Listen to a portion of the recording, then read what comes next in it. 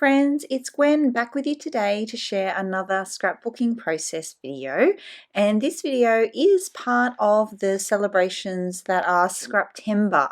So today my inspiration, I'm working with this sketch, and I'm also going to be using this collection which is brand new to me. It's Simple Stories, Kate and Ash.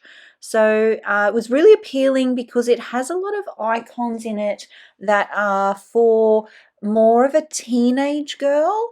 A lot of the collections I've bought in the past have been a little more baby or a younger girl themed, whereas this one's got some really fun icons for like the teenager in your life. And as you might know, I have a 13-year-old daughter, so I thought it would be really great to work with this collection for this layout. Now I'm also working with this cut file from my store, and this one is called Chit Chat.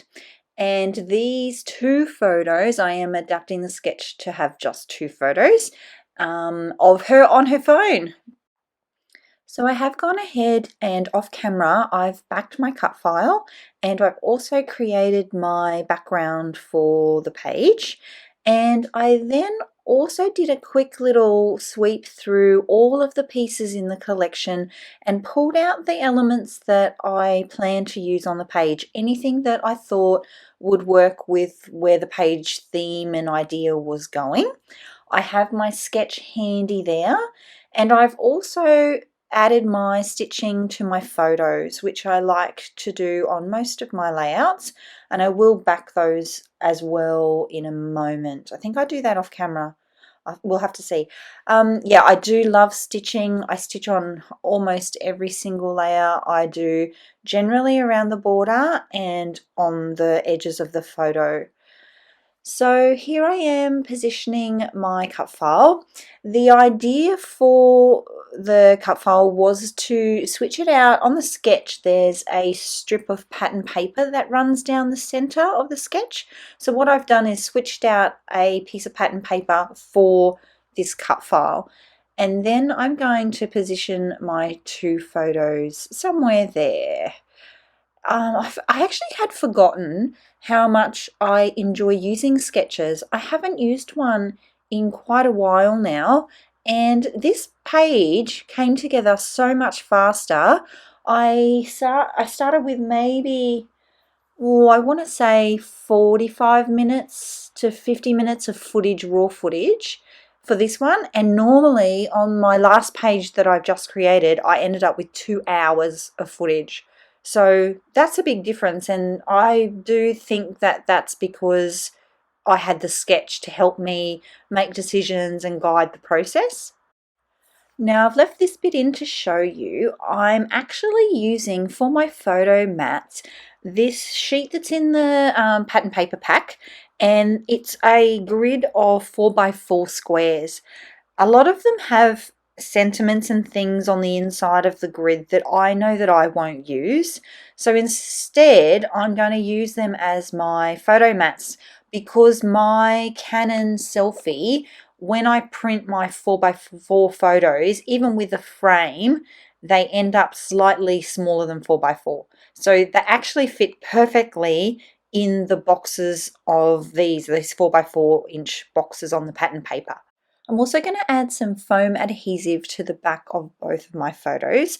This particular foam I got from Spotlight, and yes, it does have the adhesive on one side of it. Big thank you to everyone who messaged me and left comments when I was asking about where to track some of that down in Australia. So helpful. You guys are so helpful. Thank you.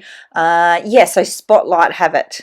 I just needed to look in the kids craft area, not in the scrapbooking area. So if you're looking for that foam as well and you're an Aussie like me, Spotlight is the place to go. So my photos are all backed and ready to position on the page. I'm not going to lock anything down though just yet until I nut out some of the larger elements that I'm going to use in my embellishment clusters. I do have just off camera the sketch, and really for this one I just followed it. apart from mixing up the two photos, like changing up two photos instead of three, I did stay pretty true to the sketch. I am here doing another little sweep of the elements in the collection. I had done a first one just really super fast, but now that I've got my pattern papers chosen and I'm a bit clearer in my mind about where this is going, I'm going to do a second sweep. And I have mentioned this before, so anything that I think is a real contender is going to go on the right, and then anything else will go back into that little bowl there, and then I'll pop that aside. I'm thinking at the moment though mostly about my title, because that's the next thing that I'd like to lock in. I find that if I don't work on my title pretty early in the design process, I run out of space for it, and then my page can't have a title, or it has to have a title that's very small, or yeah, I find it limiting. So I will often make sure that I've got my title plan sorted pretty much as soon as my photo position's locked in. Now, isn't that the perfect sentiment for this page? Yeah, this collection has so many really appropriate things for teenage girls, like, you know, ugh and like sassy, awkward. Yeah, it's really fun. I loved making this layout. It was really, really fun. So I'm definitely using that. And I also like that it's a speech bubble. So it really fits with the theme of the page and yeah, the whole design of it. Okay, so I am going to lock in my title now. I did have a really good look through the collection and there wasn't anything that stood out enough. Or do you know what? It was more, I think, that there was nothing big enough that would really stand out from that busy floral background there. And a lot of the elements that maybe were big enough ran more vertically than horizontally, and then I would end up A, not following the sketch, and B, covering up too much of my either my photo or my cut file. So I had a brainwave though. I've had these stickers in my collection for some time now, and I frequently find them too bold, too dark, too black. I don't use a lot of pops of black on my layouts, and they were just the perfect fit. They were of the perfect balance of the dark sections in the photos. And as soon as I positioned them on there, I knew that they were going to be the right thing for this layout. So I'm so glad I kept them. I did go ahead though as well and add quick dry adhesive behind each of the letters. I have found that a lot of my thickers, especially the ones that are more solid, so pretty much all of them except for the foam thickers, in time they fall off my pages. So it might be that it's a Queensland thing. We have a lot of humidity here, a lot of heat, or it could be everybody, I don't know. If I don't glue them on with the Scotch quick dry or another liquid glue, they will come off in a few years time. So yeah, I did make sure to do that and keep everything nice and lined up and even. This is a geometric cut file design, so if anything's out of whack it's going to be very obvious. And there's my title, so it ends up being totally awkward, which it was because I was trying to take her picture, and every time I tried to do that, she was on her phone, or in that top left one, she had it lower, but as soon as she saw that I was going to take her picture, she raised it up and popped it in front of her face. She should know by now that I'm a scrapbooker and I am going to take photos of her, whether she likes it or not, and I will scrapbook them no matter what.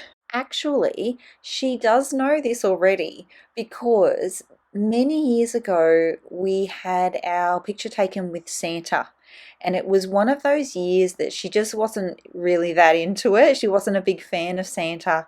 She was quite young, maybe 2, and obviously I still paid for the photo and had it and scrapbooked it. and she had been looking through her albums and was saying, "Oh, well, Mum, I don't know why you scrapbooked this photo." And I was explaining to her that, yeah, sure, it wasn't like the perfect photo, but there was a story behind it, and it was important that we document that. So she won't be too surprised when she sees this layout, and she'll be like, "Why are you scrapbooking photos of me with my phone in my face?" And I'll be like, "Well, because it's part of your story, and it's part of what you were doing at that moment in time, and one day you'll look back and be thankful that I documented it." Okay, so at this point I have decided that the speech bubble element's going to go right there, and you can get a real feel for the design of the page now, and you can see that I have an embellishment cluster sort of centered at the top there, slightly to the right, and then it will flow, your eye will flow down the center of the page, but slightly from the right there down through the center and then towards the left, and then again back to the right at the bottom of the page, just to kind of balance out everything. And it's really just a matter at this point, it's the fun part. It's really adding in those little embellishment, the bits and bobs, the layers and the details to really pull the page together.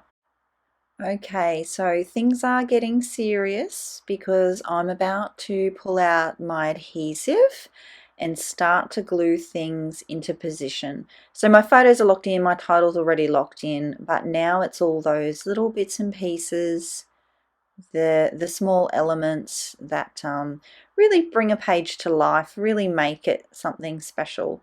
So I have found a couple of other speech bubble elements. So there's that one there that says "You are beautiful," and there's some cute little heart icons. So I've put 3 of those on the page. I love those sunglasses, or those glasses, and they fit couple of reasons, because they're yellow and my background's yellow, but also my daughter wears glasses, so even though you can't see them in the photos, it does reference her in a little bit there. And yeah, some chipboard elements, bits and pieces. Loving how this is all looking now. So as I finish up the page, I did want to take this opportunity to thank Laura for inviting me to join in with the fun of Scraptember. I'll pop links to Laura's channel below, and also of course the Scrappy Sisters, their channel below, so that you can check that all out. You can follow along with the daily prompts, and I really do encourage you to join in because they're so fun, and anything that's fun that helps us get our pages created has got to be a good thing, right? I'll also leave a link below if you're interested in getting any of my free cut files and you're not on my list. Yeah, you can sign up below there. And for those of you who don't use cut files on your pages, I will also leave a link to my page planner template, which just helps you pre-design or pre-plan your scrapbooking layout. Really great if you're going on retreat and you want to make up maybe some page kits, and it's a way that you can jot down your ideas and really get a plan for the pages that you're going to make. So that'll be in the box below as well. I'll leave a link to that. Yep, so I will also leave you some close-up images in a moment of the layout so you can see all of the little bits and pieces and the details. I will also, yeah, hold it up for you here. And yeah, thank you so much for joining me. If you like my style and you'd like to see more of my pages, then please subscribe to my channel. And of course, a like's always appreciated. Thank you so much, my creative friends. I'll see you next time. Bye.